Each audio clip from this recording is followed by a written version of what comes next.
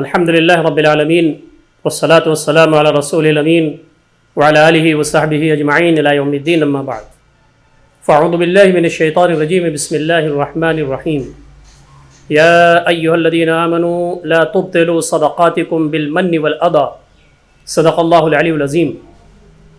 محترم ناظرین کرام، السلام علیکم ورحمۃ اللہ وبرکاتہ۔ رمضان کا مہینہ ہمارے اوپر سایہ فگن ہے۔ اللہ رب العزت کا کرم، اس کا احسان ہے کہ رمضان کی رحمتوں اور برکتوں سے ہم فائدہ اٹھا رہے ہیں۔ رمضان کے نیکیوں کی اس موسم بہار میں ہمیں اس بات کی بھی فکر ہونی چاہیے کہ کہیں ہمارے اعمال ضائع نہ ہو جائیں۔ کتاب و سنت کی جو تعلیمات ہیں اس میں یہ پتہ چلتا ہے کہ جو کام صرف اللہ رب العزت کے لیے کیا جاتا ہے وہی اللہ رب العزت قبول کرتا ہے۔ اعمال نیک نیتی کے ساتھ ہوں، اخلاص کے ساتھ ہوں، دعا کے ساتھ ہوں اور گناہوں سے توبہ کے ساتھ ہوں، اللہ کی نافرمانی نہ ہو رہی ہو، تو ہم توقع کرتے ہیں اللہ رب العزت سے کہ انشاءاللہ العزیز ہمارے اعمال کو اللہ رب العزت شرف قبولیت عطا فرمائیں گے۔ لیکن تین چیزیں ایسی ہیں جس کا بہت خیال رکھنا چاہیے۔ پہلی چیز ہے ریاکاری۔ ریاکاری دل کی بیماری ہے۔ آدمی کام تو کرتا ہے اللہ تعالیٰ کے لیے، لیکن اس میں تھوڑا سا حصہ اس بات کا بھی شامل ہو جاتا ہے کہ لوگ مجھے دیکھیں، لوگ مجھے سمجھیں، میرا رتبہ بلند ہو، جس میں ریا ہوتا ہے، نمود ہوتا ہے، شہرت طلبی ہوتی ہے، اپنے آپ کو اجاگر کرنا ہوتا ہے، واہ واہی ہوتی ہے۔ اللہ رب العزت کو یہ چیز پسند نہیں ہے۔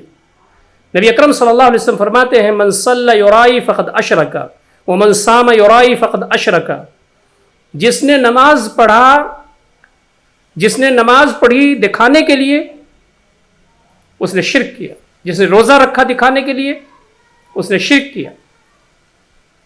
اب ہم دیکھیں کہ روزہ اور نماز یہ خالص اللہ رب العزت کے لیے ہیں، لیکن اگر اس میں کچھ آدمی کہیں سے بھی یہ جذبہ ہے کہ لوگ مجھے نیک سمجھیں، میرا ایک وزن ہو، تو اللہ رب العزت کو وہ پسند نہیں ہے۔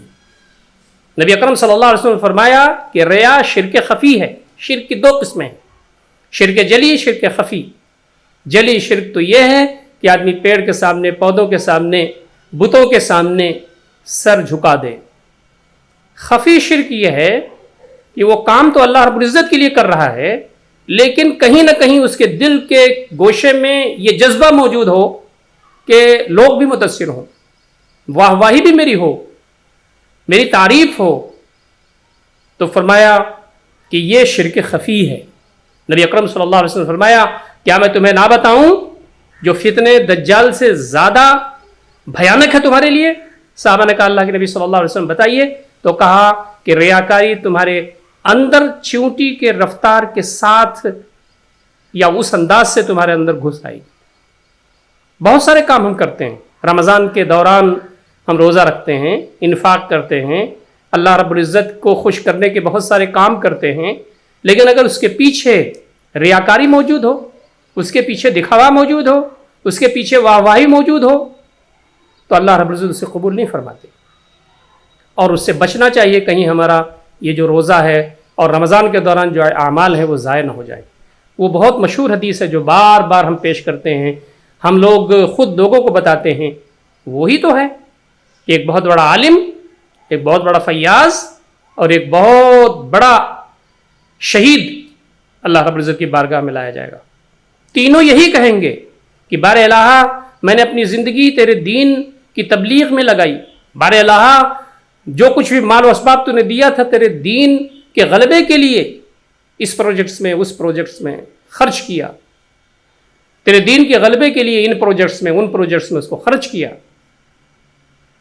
اور آخری آدمی جو کہے گا کہ میں اپنی گردن کٹا کر کے تیری بارگاہ میں حاضر ہوں لِتَكُونَ کلمۃ اللہ العلیٰ، تاکہ اللہ تعالیٰ کا کلمہ بلند ہو جائے، تو اللہ رب العزت فرمائیں گے کہ ان تینوں کو ذلت کے ساتھ منہ کے بل گھسیٹتے ہوئے جہنم میں ڈال دو۔ کیوں؟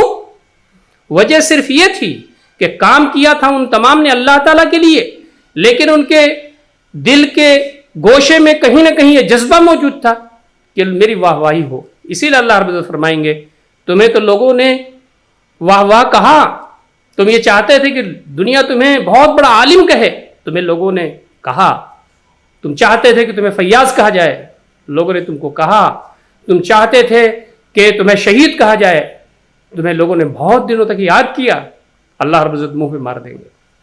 دوسری بڑی بیماری وہ ہے غیبت، یہ بھی دل کی بیماری ہے۔ رمضان کے دوران اگر کوئی آدمی روزہ رکھتا ہے اور غیبت نہیں چھوڑتا تو اعمال ضائع نہ ہو جائیں، اس کا خطرہ رہتا ہے۔ غیبت کیا ہے؟ ہم دو چار آدمی بیٹھے ہوں، کسی کا تذکرہ ہو اور اس کے اندر کوئی برائی موجود ہو اور اس کا تذکرہ ہم چھیڑ دیں، لذت لینے لگے، یہ غیبت ہے۔ نبی اکرم صلی اللہ علیہ وسلم نے فرمایا اپنے مردہ بھائی کا گوشت کھانا جتنا زیادہ بھیانک ہے وہی بھیانک ہے، اتنا زیادہ بھیانک ہے۔ تو فرمایا کہ غیبت جو کرتا ہے اللہ رب العزت اس کے اعمال قبول نہیں کرتے، روزہ قبول نہیں ہوتا۔ غیبت کرتا ہے آدمی، یوں تو آپ فتوے کی زبان میں کہیں گے کہ اس نے سحری کی، افطاری کی، لیکن اللہ رب العزت کے ہاں یہ چیز قبول نہیں ہوتی، پاک چیزیں قبول ہوتی۔ تو غیبت کا مطلب یہ ہے کہ کسی کی برائی موجود ہے، کسی کے اندر کمی موجود ہے، ہم اس کی غیر موجودگی میں اس کو کر رہے ہیں، ہم اس کی غیر موجودگی میں اس کو بیان کر رہے ہیں، یہ غیبت ہے۔ لیکن خدا نخواستہ کسی شخص کے اندر وہ کمی موجود نہیں ہے اور اس کی غیر موجودگی میں ہم اس کو بیان کر رہے ہیں، تو یہ غیبت سے بڑھ کر کے یہ بہتان ہو جائے گا، الزام تراشی ہو جائے گی۔ تو رمضان کا بابرکت مہینہ چل رہا ہے اور ہماری کوشش ہونی چاہیے کہ ہم ان چیزوں سے پاک ہوں۔ سب سے بڑھیا طریقہ تو یہ ہے کہ ہم کسی مجلس میں موجود ہوں، 2 آدمی ہوں، 4 آدمی ہوں، اور وہاں کسی شخص کا تذکرہ چل رہا ہو، اس کی جو برائیاں ہیں، اس کی جو خامیاں ہیں، جو یقیناً موجود ہیں، اگر ان کا تذکرہ چل رہا ہو تو ہم اس آدمی کی خوبی بیان کرنا شروع کر دیں، یا کم از کم لوگوں کو روکیں، یا اگر رکتے نہیں ہیں تو کم سے کم وہاں سے اٹھ کے چلے جائیں، اپنی زندگی کا شیوا بنائیں۔ ہم تمام کو کبھی نہ کہیں نہ کہیں ایسا ہوتا ہے کہ کسی کی کمی بیان ہوتی ہے مجلس میں تو ہم کو بھی لذت ملتی ہے، ہم کو بھی ایک سرور ملتا ہے، یہ دل کی بیماری کی علامت ہے۔ آخری بات جو میں آپ سے عرض کرنا چاہتا ہوں وہ ہے حسد۔ بہت سارے لوگ اس بیماری میں مبتلا ہیں، رمضان چل رہا ہے، اللہ سے توبہ کریں کہ یہ سب بیماریاں اللہ رب العزت ہم سے دور فرما دے۔ حسد یہ ہے کہ کسی کے اندر اللہ تعالیٰ کی کوئی نعمت، اس کا کوئی فضل اسے میسر ہو اور ہم یہ کہیں کہ اس کا وہ ختم ہو جائے، ہم کو مل جائے۔ مثال کے طور پہ کسی کے پاس علم اچھا ہے، کسی کی پرسنالٹی اچھی ہے، کسی کے پاس مال ہے، کسی کے پاس عزت ہے، کسی کے پاس دولت ہے، طرح طرح کی چیزیں ہیں جو اللہ رب العزت نے بندوں کو دے کر کے آزمایا ہے، کسی کو دے کر کے آزمایا، کسی سے لے کر کے آزمایا، ثواب کس کو زیادہ ملنے والا ہے اللہ رب العزت جانتا ہے۔ تو حسد یہ ہے کہ اللہ رب العزت نے کوئی چیز کسی کو دی ہے تو اس میں آدمی جلے کہ اس کو کیوں مل گئی، مجھے ملنا چاہیے تھا وہ اس کو مل گئی۔ جب ہم حسد کرتے ہیں تو اللہ رب العزت کی تقسیم اور اللہ رب العزت کے فیضان اور اللہ تعالیٰ کے فضل پر انگلی اٹھاتے ہیں۔ اللہ تعالیٰ نے پتہ نہیں کس وجہ سے کسی کو دیا ہے، آزما رہا ہے، کیا اسباب ہے اس کے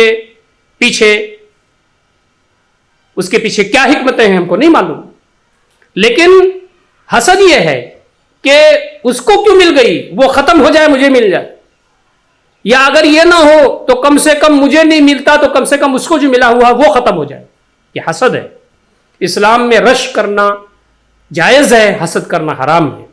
رمضان اس کے مہینے میں یہ بیماری بھی ہمارے درمیان رہتی ہے کہ ہم ان سارے امور سے متاثر ہوتے ہیں، رش کر سکتے ہیں کہ بار الہ اس کو جو چیز ملی ہوئی ہے اسے برقرار رہے، اس میں کوئی کمی نہ ہو اور وہ بڑھے، اور بار الہ وہ نعمت مجھے بھی دے دے، کاش کہ وہ مجھے بھی مل جاتی ہے۔ اللہ سے دعا کرے تو اس کی تو اجازت ہے، یہ بندہ کر سکتا ہے، لیکن حسد کی اجازت نہیں ہے۔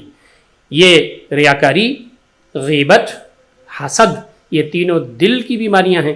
رمضان مبارک کے اس مہینے میں ہم کو اپنا جائزہ لینا چاہیے اور کوشش کرنا چاہیے کہ یہ بیماریاں ہم سے اس مہینے میں دور ہو جائیں اور ہمارے جو اعمال ہیں وہ پاک صاف ہوں اور رمضان المبارک میں ہمارے اعمال ضائع نہ ہوں۔ اللہ رب العزت ہم تمام کو ان سارے امور و مسائل اور اس طرح کی جو چیزیں ہیں اور بھی بیماریاں ہیں جو دل کی بیماریوں سے وابستہ ہیں اور جن کی وجہ سے اللہ رب العزت اعمال کو قبول نہیں کرتے، اللہ رب العزت ان تمام بیماریوں سے نجات ہم تمام کو دے اور ہم کوشش کریں کہ وہ ساری چیزیں ہمارے درمیان سے ختم ہوں۔ اللہ تعالی ہم تمام کو اس کی توفیق عنایت فرمائے۔ وآخر دعوانا ان الحمد للہ رب العالمین۔